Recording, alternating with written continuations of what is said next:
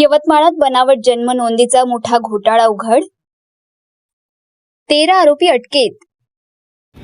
यवतमाळ जिल्ह्यातील शेंदूरसणे ग्रामपंचायतीमध्ये तब्बल 27,000 बनावट ऑनलाईन जन्म नोंदी केल्याचा गंभीर प्रकार उघडकीस आला आहे। या प्रकरणाच्या तपासादरम्यान उमरखेड तालुक्यातील भवानी गावातही अशा स्वरूपाच्या बनावट नोंदी करण्यात आल्याचे समोर आले आहे। या गंभीर गुन्ह्याच्या तपासासाठी गठीत करण्यात आलेल्या विशेष पथकाने बिहार, उत्तर प्रदेश, मध्य प्रदेश तसेच पुणे व मुंबई येथून आतापर्यंत एकूण 13 आरोपींना अटक केली आहे।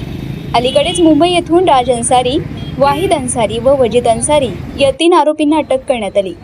अटक केलेल्या आरोपींना न्यायालयापुढे हजर करण्यात आले असता न्यायालयाने त्यांची कारागृहात रवानगी केली आहे। दरम्यान या प्रकरणात आणखी काही आरोपींचा सहभाग असल्याची शक्यता असून त्यांच्या शोधासाठी पोलिसांचे पथक विविध ठिकाणी तपास करत आहे। या बनावट जन्म नोंदी प्रकरणामुळे प्रशासनात खळबळ उडाली असून पुढील तपासात आणखी धक्कादायक माहिती समोर येण्याची शक्यता वर्तवली जात आहे।